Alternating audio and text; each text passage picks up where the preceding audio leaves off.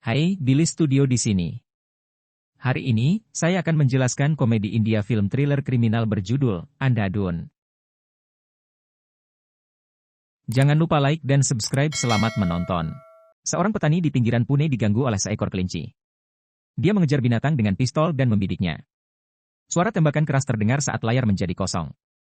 Di suatu tempat di Pune tinggal seorang pianis buta berbakat bernama Akash.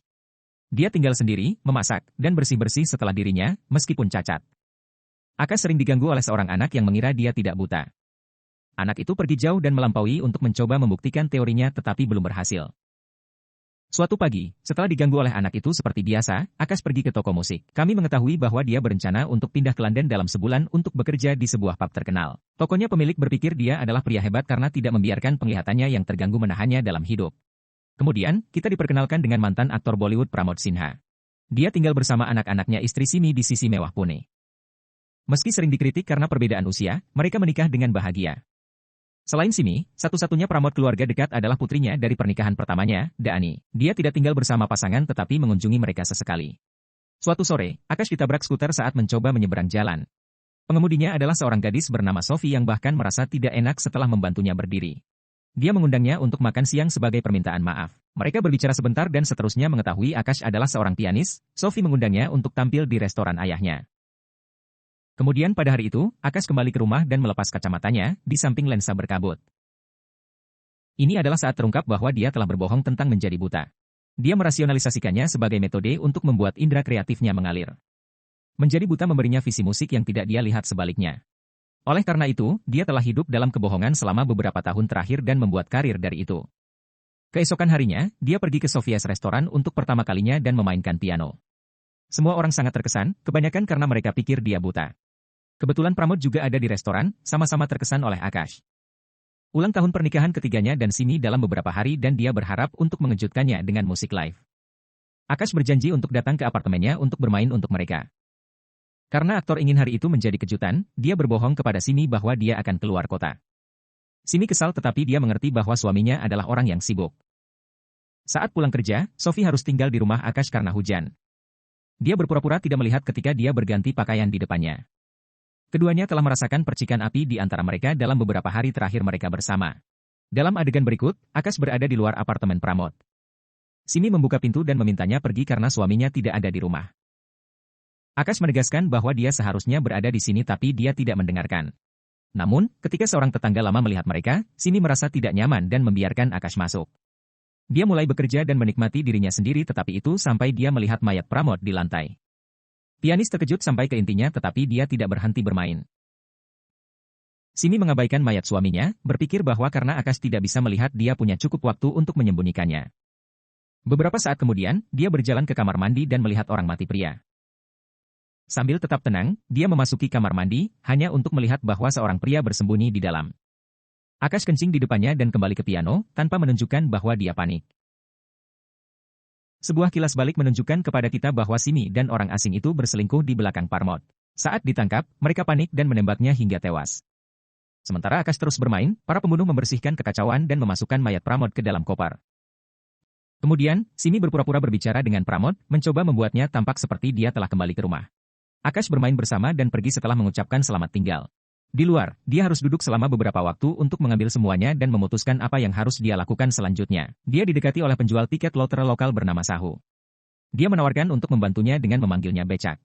Sopir becak Murli mengakui Akash sebagai pelanggan tetap dan membawa dia ke kantor polisi atas permintaannya. Akash telah memutuskan untuk memberitahu polisi apa yang dia lihat tapi beberapa detik sebelum melakukannya, Kepala Inspektur Polisi Manohar tiba. Dia sama pria yang merupakan kaki tangan Simi dalam pembunuhan itu. Akash membeku di tengah kalimat dan berpura-pura menjadi mengeluh tentang pembunuhan kucingnya. Manohar langsung mengenalinya dan menemaninya ke rumahnya untuk melihat apakah cerita kucing mati itu benar. Dia juga ingin memastikan bahwa Akash sebenarnya buta dan tidak tahu tentang kematian Pramod. Untuk melakukannya, dia melempar pisau padanya tapi Akash tidak bergeming. Setelah inspektur pergi, Akash pergi ke restoran tempat dia bekerja. Dia tahu bahwa dia harus bersikap normal agar tidak dicurigai. Sama juga datang ke restoran, dengan santai memberitahu orang-orang bahwa suaminya keluar untuk bekerja. Kemudian keesokan paginya, kematian Pramod disiarkan di berita sebagai kasus perampokan. Dia ditemukan di dalam mobilnya di dekat jembatan dengan arloji dan perhiasannya hilang. Manohar mengambil kasus itu ke tangannya untuk memastikan kebenaran tidak pernah keluar. Untuk penyelidikan, Putri Pramod, Daani, Simi, dan Akash dipanggil ke kantor polisi.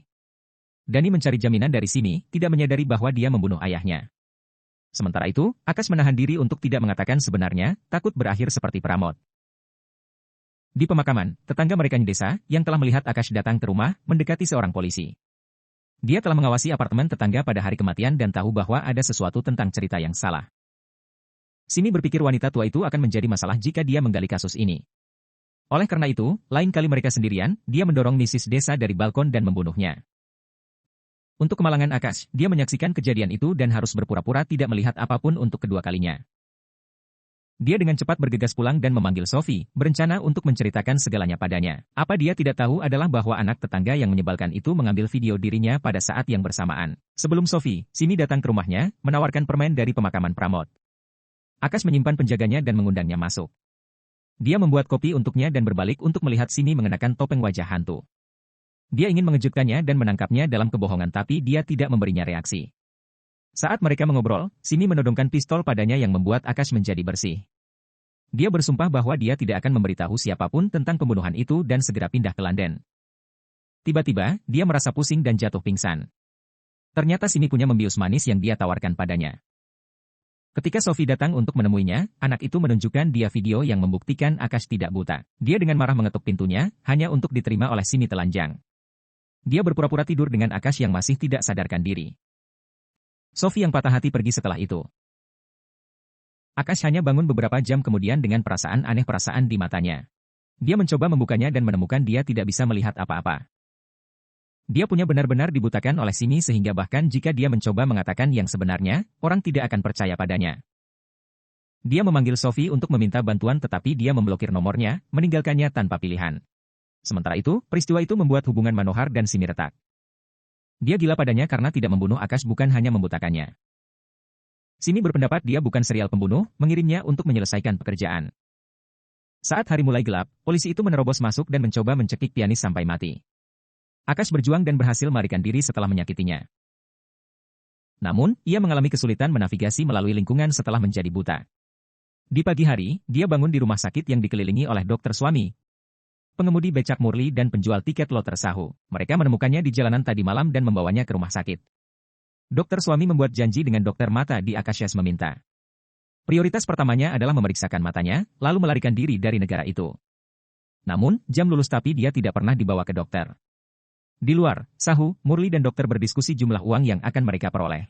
Mereka berencana untuk menjual Akashias organ di pasar gelap karena dia adalah sasaran empuk tanpa anggota keluarga. Ketika mereka menempatkan dia di ranjang rumah sakit, Akash mendengar mereka berbicara tentang operasi dan panik. Mereka menahannya, membuatnya jelas bahwa mereka berencana untuk melakukan sesuatu yang buruk. Mereka membiusnya tapi sebelum pingsan, Akash menyebutkan bahwa Sahu memiliki tato Dewa Siwa di lengannya. Ketiganya kaget karena tidak ada yang pernah memberitahunya tentang tato itu. Mereka pikir itu adalah tanda dari Tuhan dan memutuskan untuk menarik rencana.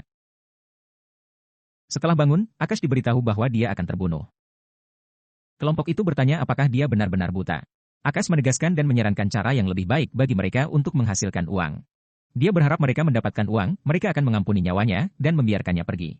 Kemudian, dia memberitahu mereka segalanya tentang Manohar, Simi, dan bagaimana mereka membunuh suaminya. Tapi, dia menambahkan bahwa pembunuhnya punya sejuta uang yang dapat mereka bagikan dengan grup jika diperas. Mata mereka bersinar dengan keserakahan dan mereka memutuskan untuk membantu Akash setelah itu. Dalam adegan berikut, Simi kembali ke rumah untuk melihat Akash bermain piano dengan Daani. Dia terkejut dengan keberanian pria itu dan gugup tentang dia mengungkapkan kebenaran. Oleh karena itu, dia dengan cepat memanggil Manohar dan memintanya untuk datang ke sebuah lokasi. Setelah itu, dia menawarkan Akash tumpangan untuk membawanya ke Manohar dan membunuhnya. Dalam perjalanan mereka, Akash meminta dia untuk 10 lah rupiah untuk tutup mulut sehingga dia bisa mendapatkan transplantasi kornea.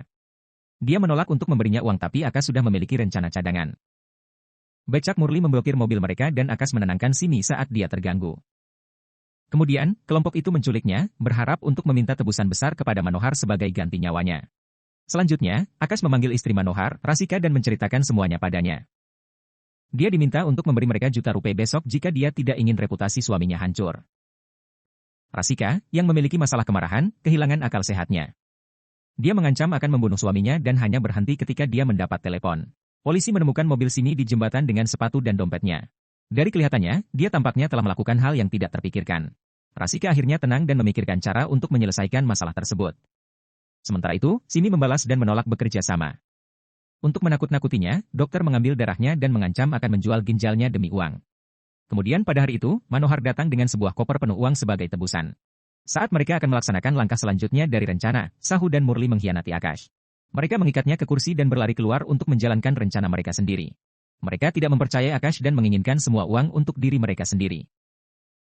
Ironisnya, Akash dan Simi terkunci di kamar yang sama dengan Sandera.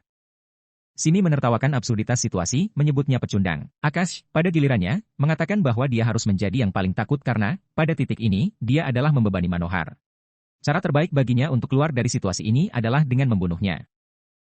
Pada saat yang sama, dokter sedang memeriksa laporan darah Simi. Wajahnya menyala pada sesuatu yang disebutkan di atas kertas dan dia dengan cepat pergi menemuinya. Di tempat persembunyian, Murli berhasil mendapatkan sekantong uang tetapi Manohar menembaknya sebelum dia bisa lari jauh. Sahu ketakutan dan menjebak inspektur di lift, mencuri tas tepat setelahnya. Kemudian, dia membawa Murli ke rumah sakit tetapi dia terlalu jauh untuk diselamatkan. Dia juga mengetahui uang yang dia terima adalah palsu. Sementara itu, Simi melepaskan talinya tangannya dan menyerang Akash untuk membunuhnya tetapi dihentikan oleh dokter suami. Mereka masuk ke perjuangan yang berakhir ketika mereka menjatuhkannya. Dokter memasukkannya ke dalam bagasi dan menyetir ke Mumbai dengan Akash. Dalam perjalanan, dia menjelaskan bahwa Simi memiliki golongan darah BRH negatif yang sangat langka. Putri seorang pria kaya sangat membutuhkan hati dari seseorang seperti Simi. Jika mereka menjual organnya, mereka akan mendapatkan lebih dari 50 juta dolar. Akash dapat melakukan apapun yang dia inginkan dengan setengahnya, bahkan mendapatkan transplantasi kornea. Namun, dia merasa tidak enak karena dia harus membunuh Simi untuk hatinya. Adegan itu tiba-tiba dipotong menjadi 2 tahun kemudian. Sophie sedang berlibur di Eropa, menjalani kehidupan terbaiknya setelah melupakan semua yang terjadi dengan Akash. Tapi masa lalu mengikuti dia ketika dia melihat poster dirinya di luar sebuah pub. Dia sedang bermain piano di pub, seperti yang dia bayangkan bertahun-tahun yang lalu. Sophie menghadapi dia dan dia menceritakan semua yang terjadi. Sebuah kilas balik menunjukkan suami dan Akash mengemudi ke Mumbai dengan Simi di bagasi. Dokter datang keluar dari mobil untuk memberinya dosis obat penenang lagi. Tapi dia diserang dan dibunuh di proses. Kemudian, Simi meminta Akash untuk keluar dari mobil dan mulai mengemudi ke arahnya. Dia beberapa detik dari memukul dia ketika tembakan terdengar. Itu adalah suara yang sama dengan kita terdengar di awal film ketika petani itu mencoba membunuh kelinci. Kelinci tersebut melompat ke kaca depan, membuat Simi berbelok dan jatuh. Dia meninggal dalam kecelakaan itu. Akash naik bus berikutnya ke Mumbai dan datang ke London dengan bantuan seorang teman. Bahkan sejak itu, dia telah bekerja di pub. Dia mengundang Sophie ke salah satu acaranya tapi dia harus mengejar penerbangan keesokan paginya. Mereka berjanji untuk tetap berhubungan dan pergi dengan cara mereka masing-masing. Di adegan terakhir, Akash memukul kaleng sambil berjalan di jalan, meninggalkan kami bertanya-tanya apakah dia masih bisa melihat. Subscribe untuk lebih banyak video seperti ini, aktifkan notifikasi, dan tinggalkan like untuk membantu saluran ini. Terima kasih telah menonton.